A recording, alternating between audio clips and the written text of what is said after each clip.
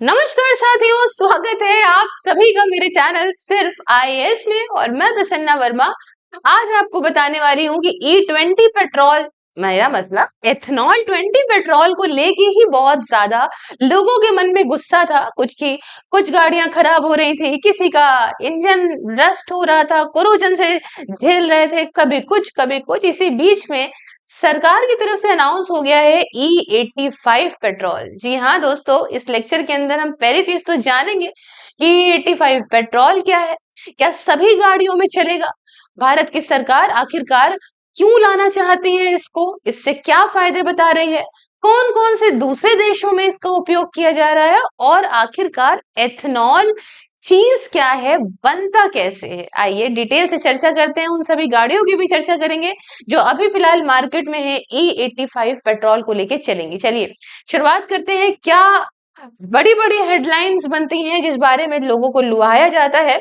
वो ये कि E85 पेट्रोल 20 रुपए सस्ता है। अब सस्ते की क्या कहानी है ये भी मैं आपको बताऊंगी कि सस्ता अगर है तो क्या वाकई जनता के लिए सस्ता पेट्रोल मुहैया कराया जा रहा है, इस बारे में भी डिटेल से चर्चा करेंगे। हर तरफ यहाँ पे खबरें बनने लग जाती हैं कि भैया इंडिया ने लॉन्च कर दिया है E85 fuel flex fuel vehicles के लिए। अब ये फ्लेक्स फ्यूल व्हीकल्स क्या होते हैं ये भी मैं आपको बताऊंगी, लेकिन डिटेल से आराम से आप समझिएगा। प्राइस इसका कुछ 20 रुपए कम है, ये आप देख रहे हो। पुरी साहब आराम से जो है इसका इनॉग्रेशन करते हैं, और ये अभी के लिए भारतवर्ष में पूरे 48 पेट्रोल पंप्स हैं जो कि E85 पेट्रोल देंगे 20 रुपए सस्ता। इस प्रकार से कुछ तस्वीरें वायरल होती हैं जिसमें कुछ इसका देख सकते हैं आप, पेट्रोल डालने वाले का मामला भी एकदम अलग है, E85 इसमें लिखा हुआ है, ताकि अगर आपकी टू व्हीलर आप लेके पहुंचे तो उसमें आप E85 ना घुसवा देंगे, आप कुछ हो जाएगा। जी हाँ, बहुत कुछ हो जाएगा, मैं आपको बताऊंगी। दिल्ली के अंदर इसका प्रॉपर जो है वो इनॉग्रेशन करा गया और बड़ी बड़ी वाहवाही हो गई। अब आइए डिटेल से समझते हैं। सबसे पहले जो शुरुआती तौर पे वो एथनॉल क्या है और E85 क्या है, ठीक है। तो पहली चीज तो आप यही समझ लो कि E85 क्या है। क्या मुद्दे की बात तो पहले समझ लेते हैं कि E85 क्या है। दोस्तों जैसे कि हम बात करते हैं E20 की, ठीक है, E20 जो आज के टाइम पे पेट्रोल चल रहा है, उस E20 का मतलब क्या होता है कि उसमें 20% तो इथेनॉल होता है, ठीक है। E20 का मतलब होता है कि 20% इथेनॉल होता है और 80% जो है वो उसके अंदर पेट्रोल होता है। जब आप इसको समझ लीजिएगा, E के आगे जो भी वैल्यू लिखी हुई है इसका मतलब साफ ये कहती है वो वैल्यू कि उतना परसेंट एथेनॉल है। जैसे E20 के अंदर 20% एथेनॉल है, 80% पेट्रोल है, वैसे ही E85 के अंदर 85% एथेनॉल है और मात्र 15% वो जो है वो पेट्रोल है। आप कहेंगे मात्र 15% पेट्रोल, अरे बाप रे, तो कुछ कहानी कर देगा। जी हाँ बिल्कुल, अभी आपको समझाती हूँ, लेकिन ये भी समझाऊंगी कि कहाँ क्या इसके फायदे और नुकसान है। लेकिन उसके पहले हम बेसिक चीज समझते हैं उन लोगों के लिए, उन व्यूअर्स के लिए जिन्हें इथेनॉल का मतलब नहीं पता। क्योंकि अभी हम इथेनॉल आपको जब बताएंगे ना, तभी आप समझ पाओगे कि इससे फार्मर्स वगैरह कैसे इनकम पाएंगे सरकार की तरफ से, जो ये बात कही जा रही है। अब आप समझिए, एथेनॉल जो बनता है वो ज्यादातर कुछ चीजों से बनता है, जैसे कि शुगर केन मोलासिस से। शुगर केन मोलासिस के अलावा एक तरीके से देखा जाए तो राइस से, है ना, बहुत सारी चीजों से यहाँ एथेनॉल जो है वो बन के तैयार होता है। वो मैं आपको सीधी प्रक्रिया उसकी बहुत डिटेल से बताऊंगी, ठीक है। अभी आप अगर कहो तो शुगर मिल में गन्ना प्रोसेस होता है, प्रॉपर चीनी निकाल ली जाती है। तो एक आप समझते हो ना, जब भाई गन्ना प्रोसेस किया उसके बाद जो उसका खबड़ा छबड़ा बचा तो फेंका ही जाता है ना, तो उसे हम कहते हैं शुगर केन मोलासिस के, गन्ने का जो चुसा हुआ मामला होता है वो, ठीक है ना। अब इसकी बात आप समझ लीजिएगा। अब इसके स्टेप्स अगर हम थोड़ा बता दें तो सिर्फ शुगर केन मोलासिस से नहीं, इसके अलावा मेज दैट इज भुट्टा अगर बता लें, उसके बाद चावल जो टुकड़ा चावल होता है उससे, और व्हीट। तो आप कहेंगे कि अरे यार ये सब चीजें तो हम खाते हैं, लेकिन यहाँ पे सरकार का ऐसा कहना है कि हमारे पास ये सारी चीजें जो हैं वो एक्स्ट्रा में है, भारत एक्स्ट्रा में प्रोड्यूस करता है। तो अभी हमारी एथेनॉल को प्रोड्यूस करने की कैपेसिटी करीब 19 बिलियन है, बट हम 11 बिलियन के आसपास ही प्रोड्यूस कर रहे हैं, तो हमारे पास कैपेसिटी बहुत है। और ये सब हम फेंके, इससे अच्छा है कि हम यूज कर लें जिसमें फार्मर्स को इनकम देते हैं, ठीक है। तो अभी क्या रॉ मटेरियल में शुगर केन का उपयोग हो सकता है, मेज का हो सकता है, राइस का हो सकता है और व्हीट का हो सकता है, ठीक है। है। इसके अलावा क्या है, इसको क्रश करते हैं, प्रोसेस करा जाता है, स्टार्च या शुगर निकाल दिया जाता है, उसके बाद फर्मेंटेशन होता है, इसका ईस्ट मिलाई जाती है इसके अंदर। ईस्ट वगैरह जानते हैं ना, जो भाई आपने देखा होगा कि इसमें बैटर को भी जो है फर्मेंट करने के लिए डालते हैं, ईस्ट मिलाई जाती है, ये शुगर को कन्वर्ट करती है, मतलब शुगर से यहाँ पे अल्कोहल प्लस CO2 बन के तैयार होती है। उसके बाद डिस्टिलेशन होता है, अल्कोहल को अलग किया जाता है, डिहाइड्रेशन, उसके बाद वाटर हटाकर फ्यूल ग्रेड एथेनॉल बनाया जाता है, और फाइनल प्रोडक्ट में आप यही E20 जो पेट्रोल देख रहे हो, भाई पेट्रोल में इसकी ब्लेंडिंग कर दी तो बन गया, 20% ब्लेंडिंग करी तो इसका मतलब जो है E20 बन गया, 85% ब्लेंडिंग करी तो E85 बन गया। ये आप समझ गए। कुछ टॉप प्रोड्यूसिंग स्टेट्स हमारे देश के अंदर महाराष्ट्र, उत्तर प्रदेश, कर्नाटका, बिहार है। क्यों है? क्योंकि यहाँ पे आप शुगर केन ज्यादा मात्रा में उगाया जाता है, गन्ने का प्रोडक्शन ज्यादा है, तो इसका मतलब एथेनॉल भी इन स्टेट से ज्यादा होगा। ठीक है, अब एक लीटर एथेनॉल बनाने के लिए कितना रॉ मटेरियल लगता है, अगर उस हिसाब से देख लो तो 220 से 260 लीटर पर टन गन्ने के मोलासेस से बन जाएगा, मेज से 380 से 400 लीटर, एक एवरेज बात समझ रहे हैं, 400 लीटर पर टन बन जाएगा राइस से और व्हीट से। ठीक है, तो ये निकल के आ गई सारी कहानी कि किससे कितना एथेनॉल बन के तैयार होता है। ठीक है ना, जैसे मैंने आपको बताया कि मेज से वगैरह से, ब्रोकन राइस से, व्हीट से, कुछ चीजें ऐसा आप समझो इन सबसे बन के तैयार होता है। ठीक, अब ये हो गया एथेनॉल। तो अभी देश के अंदर क्या हुआ, देश के अंदर 85% एथेनॉल 1 लीटर पेट्रोल में आप मिला पाओगे, और हमारे जो ऑयल मिनिस्टर हरदीप सिंह पुरी साहब है, इन्होंने इस चीज का कहा, और ये भी कहा कि 20 रुपए आपको हम सस्ता प्रोवाइड करेंगे। ठीक है, तो एग्जैक्टली क्या है ये सब, आप अभी तक तो चीजों को एकदम क्लियर समझ गए होंगे क्या चीजें चल रही हैं। अब आप कहेंगे कि पेट्रोल 20 रुपए सस्ता मिलने लग जाएगा, तो ये तो अच्छी बात है, जनता को थोड़ा सस्ता मिलने लग जाएगा। तो पहला पॉइंट यहाँ पे आप क्लियर कर लीजिए कि सस्ता तो मिलेगा, लेकिन यहाँ एक कैच है। कैच ये है कि आपका एवरेज गिर जाएगा। आप कहेंगे एवरेज मतलब आपका एवरेज मतलब मान लीजिए आपने 1 लीटर अपनी गाड़ी में पेट्रोल डलवाया, ठीक, और आपको ऐसा एवरेज मिल रहा है कि आपको वो गाड़ी 30 किलोमीटर तक चल के देती है, सपोज। ठीक है, 30 किलोमीटर हम टू व्हीलर एक एवरेज लेके चलते हैं, चलो अच्छा हम लेके चल देते हैं, कार का पकड़ लेते हैं। ठीक है, तो हमने 1 लीटर तेल डलवाया, उससे हमारी गाड़ी जो है वो नॉर्मल पेट्रोल जो हम चला रहे थे, बढ़िया वाला पेट्रोल वाला, उसमें हमारा एवरेज 16 का निकल के आता था। 1 लीटर पेट्रोल में 16 किलोमीटर चलती थी। ठीक, फिर हमने E20 डलवाना शुरू कर दिया, उससे हमारा एवरेज थोड़ा सा और गिर गया, मतलब 1 लीटर पेट्रोल में अब मेरी गाड़ी मान लो 13 ही किलोमीटर चल रही है। लेकिन जब आप E85 डलवाओगे तो हो सकता है वो एवरेज गिर के 7 या 8 ही आ जाए। तो बात कहानी वही है, चाहे नाक यूं पकड़ो चाहे नाक यूं पकड़ो, कि भैया साफ सीधी बात कि 1 लीटर पेट्रोल में जो चीज अभी तक आप ज्यादा एवरेज चला रहे थे, वो आप कुछ पैसे आपके इधर बच गए पेट्रोल में, लेकिन आपको डलवाना फिर से पड़ जाएगा अगर आप उतने डिस्टेंस को कवर करना चाहते हो तो।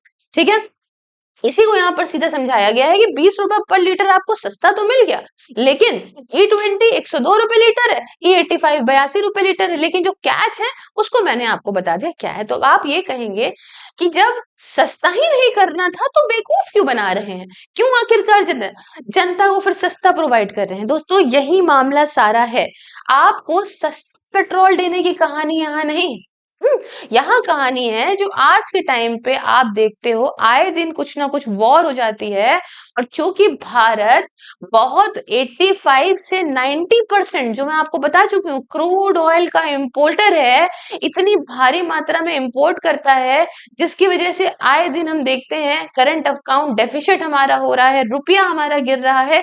इन सब का एक ऑल्टरनेटिव निकालने का प्रयास कर रहा है भारत।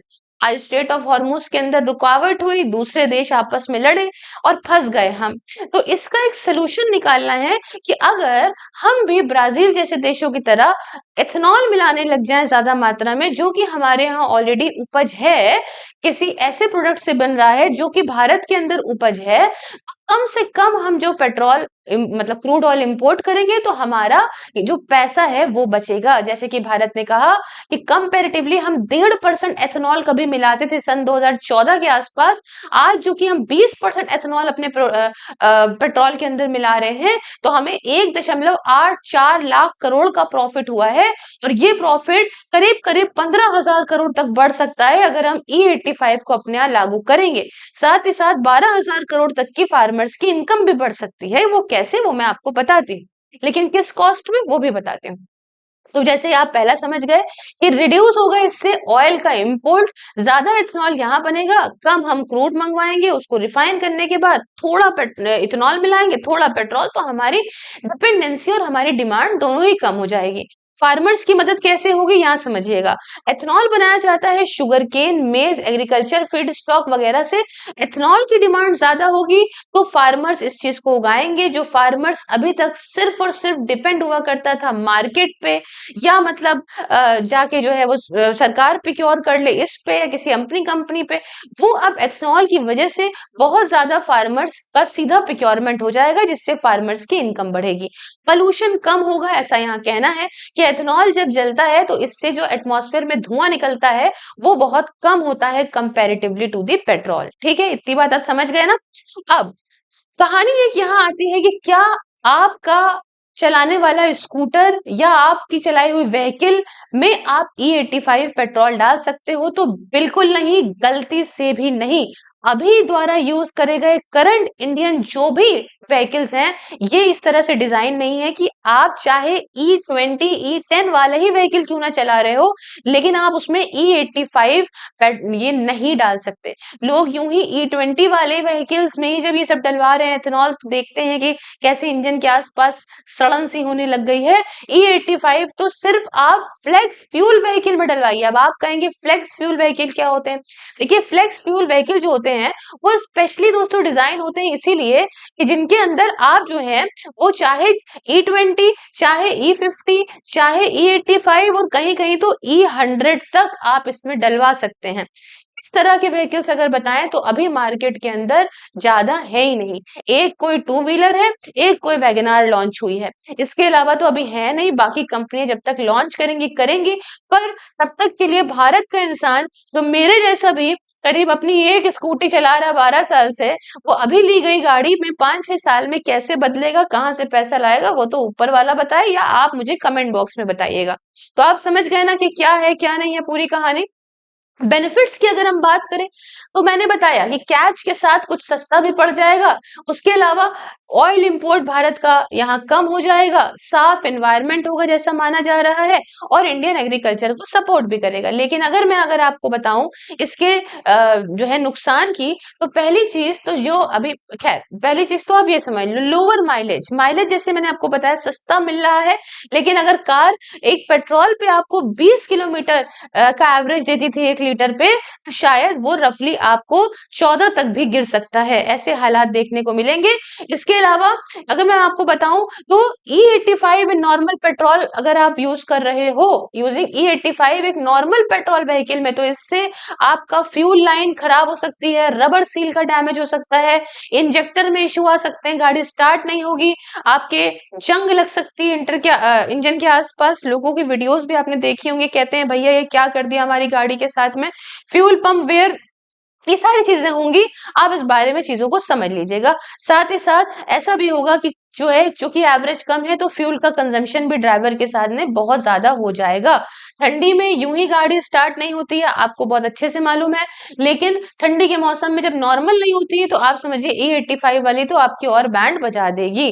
ठीक है, नॉन कंपैटिबल कार्स, मतलब अगर जो E85 के साथ नहीं का बिल्कुल सहमत है गाड़ियां, जो नॉर्मल गाड़ियां हैं, उनके साथ बढ़िया डैमेज हो जाएगा। आप ये बात समझिएगा। कोई भी चीज, कौन से व्हीकल्स सेफ हैं, जैसे मैंने आपको बताया फ्लेक्स फ्यूल व्हीकल्स बढ़िया है, एथेनॉल रेडी व्हीकल्स हैं, आप खरीदिए, बनाएंगे इंडियन मैन्युफैक्चर, और उसमें फिर वो यूज हो सकता है। पुरानी पेट्रोल गाड़ियों में बिल्कुल मत डलवाइएगा, करंट BS6 पेट्रोल व्हीकल में बिल्कुल मत डलवाइएगा, व्हीकल जो सर्टिफाइड नहीं है E85 के लिए बिल्कुल मत डलवाइएगा, बहुत बड़े नुकसान में आप आ जाएंगे।